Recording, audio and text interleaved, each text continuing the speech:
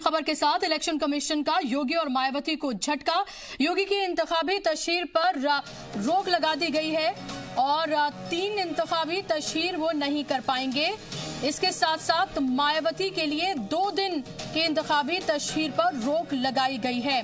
मुतनाज़े बयानात पर देने पर इलेक्शन कमीशन ने ये सख्त कार्रवाई की है। तो हम आपको बता दें कि मोदी की सेना कहा था योगी आदित्यनाथ ने, जिसको लेकर इलेक्शन कमीशन में शिकायत दर्ज कराई गई थी और उसके बाद इलेक्शन कमीशन ने यह फैसला लिया है 3 दिन तक इंतखाबी तशहीर नहीं कर पाएंगे और उसके साथ साथ 2 इंतखाबी तशहीर के लिए मायावती की भी पाबंदी लगाई गई, क्योंकि मायावती ने ये बयान दिया था कि मुसलमान अजीम इत्तेहाद यानी कि मायावती के बीएसपी और समाजवादी पार्टी आरएलडी का जो यूपी में अलायंस हुआ है उसको वोट करें, बीजेपी कांग्रेस को ना करें। इस पर ज्यादा जानकारी के साथ हमारे नुमाइंदे शुएब रजा जुड़ गए हैं। शुएब, बड़ा झटका माना जा सकता है, बड़ी कार्रवाई जिसका इंतजार काफी दिन से किया जा रहा था कि इलेक्शन कमीशन ने आखिरकार कोई कार्रवाई तो की।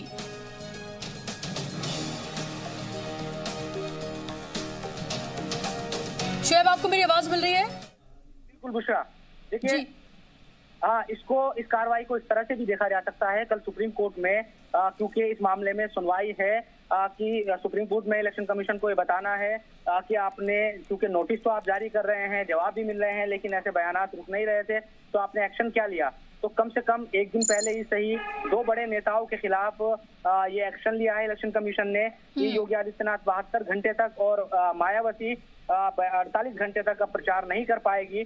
तो ये बताने के लिए भी इलेक्शन कमीशन में होगा। इसके साथ साथ सवाल ये भी है कि क्या आगे भी जो तल्ख तेवर अगर इलेक्शन कमीशन ने अब अपनाए हैं, चाहे वो आजम खान हो या फिर मेनका गांधी हो, कई ऐसे नेता है जो सीधे तौर पर अलग तरह की जो बयानबाजी है उनकी सामने आ रही है, क्या उन पर भी एक्शन होगा क्या, या इस एक्शन का जो एक असर है, अब जो नेता बदजुबानी कर रहे हैं इलेक्शन जीतने के लिए, किसी भी स्तर की वो भाषा का इस्तेमाल कर रहे हैं, उन पर कितना असर होगा, इन तमाम चीजों को देखना होगा। लेकिन ये अच्छी बात है कि इलेक्शन कमीशन ने जो एक्शन लिया है वो 2 बड़े नेताओं पर लिया है और इसका कम से कम ये उम्मीद की जानी चाहिए कि जो तल्ख तेवर है इलेक्शन कमीशन के वो आगे भी जारी रहेंगे। बिल्कुल शुएब, लगातार हमें देख रहे हैं, चाहे आजम खान का बयान हो, मेनका गांधी का बयान हो, या फिर हिमाचल प्रदेश के बीजेपी के सदर हैं उनका बयान भी आया है, जहां बाकायदा तौर पर मां की गाली वो एक देते हुए नजर आ रहे हैं, अब्यूसिव लैंग्वेज इस्तेमाल करते हुए नजर आ रहे हैं। तो इस तरह की लगातार बदजुबानी का सिलसिला लगातार जारी है। शुएब, मैं आपके पास लौटूंगी, हम दोनों बाइट्स जरा सुनवा देते हैं कि योगी आदित्यनाथ ने क्या कहा था और मायावती ने क्या कहा था। मैं खास तौर से मुस्लिम समाज के लोगों को ये कहना चाहती हूँ कि आप लोगों को भावनाओं में बहकर, रिश्ते नातों यार दोस्तों के चक्कर में आकर अपने वोट को बांटना नहीं है। यदि आपको इस चुनाव में बीजेपी को हार का मुंह उत्तर प्रदेश से दिलाना है तो आप लोगों को अपने वोट को बांटना नहीं है, बल्कि एक तरफ अपना वोट गठबंधन के उम्मीदवारों को देना है। कमलनाथ का बयान तो आ गया कांग्रेस के नेता का, उन्हें बजरंग बली नहीं चाहिए, उन्हें अली चाहिए, हमें बजरंग बली चाहिए। तो अभी आपने सुना योगी आदित्यनाथ को भी अली बजरंग बली का उनका बयान। उसके अलावा मोदी की सेना भी उन्होंने कहा था और मायावती ने मुसलमानों को मुत्तहिद होकर एक तरफा वोट देने की अपील की थी। और इन दोनों ही बयानों को लेकर इलेक्शन कमीशन ने कार्रवाई की। जिस तरह से शुएब हम बता रहे थे कि दरअसल इलेक्शन कमीशन को सुप्रीम कोर्ट में जवाब देना है कि आप नोटिस तो लगातार जारी कर रहे हैं, लेकिन कार्रवाई क्यों नहीं की जा रही है। और ये 2 बड़े नेताओं पर कार्रवाई की गई है। इससे क्या वाकई में वो मैसेज जाएगा जो मैसेज देने की कोशिश की जा रही है। शुएब लगातार हमारे साथ बने हुए हैं। शुएब, ये कार्रवाई तो की गई है, लेकिन उसके साथ साथ बयानात जो है वो लगातार जारी हैं और सियासी पारा जो है हर गुजरते मरहले के साथ और ज्यादा तेज होता जा रहा है। ऐसे में बहुत ज्यादा लोग अपनी जबान पर काबू रखें नोटिस के बाद, क्या इसकी वाकई में उम्मीद रखें? देखिए बुशरा, रखनी तो यही चाहिए कि क्योंकि आप देखते हैं चाहे असेंबली इंतखाबात हो या फिर आम जो इंतखाबात है अब हो रहे हैं उनकी बात करें, आप देखते हैं कि जब जब इंतखाबात होते हैं नेताओं की जो बदजुबानी है वो बहुत ज्यादा बढ़ जाती है। आपने देखा कि फारूक अब्दुल्ला, उमर अब्दुल्ला कश्मीर में क्या बात करते हैं।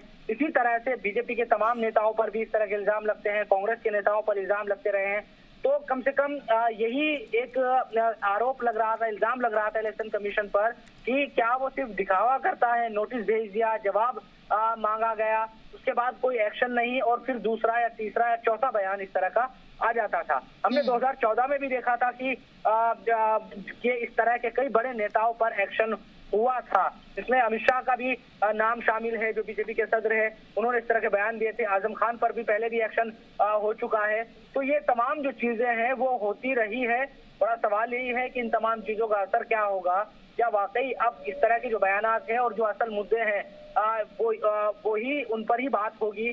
क्या नेता इस बात को समझेंगे कि चाहे क्रिमिनल बात हो या फिर जो जाति की बात की जाती है, दूसरे तरीके से वोटरों को लुभाने की कोशिश की जाती है कि वो ठीक नहीं है और वो आचार संहिता का उल्लंघन उसको माना जाएगा।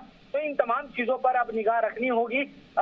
ये बड़ी बात जो मैंने बुशरा आपको बताई कि क्या सिर्फ इसलिए कि भाई सुप्रीम कोर्ट में जवाब दे दिया जाए, आगे फिर बड़े नेताओं को कोई बड़ा एक्शन उनके खिलाफ ना हो, तो ये कम से कम ठीक नहीं। इलेक्शन कमीशन भी यकीनन एक तरीके से कदम उठाएगा तो फिर इस तरह की बदजुबानी पर भी लगाम शोएब, ये इलेक्शन कमीशन की साख की बात है। लगातार इलेक्शन कमीशन को लेके भी सवाल उठाए जा रहे हैं। तमाम पार्टीज और जो एक्टिविस्ट हैं वो भी इसको लेकर सवाल उठा रहे हैं। तो ऐसे में अब ये जो एक्शन लिया गया है, देखना ये होगा कि क्या आने वाले वक्त में और जो नेता हैं उनकी जबान पर कोई लगाम लगेगी या फिर नहीं। बहुत शुक्रिया आपका तमाम जानकारी के लिए शोएब।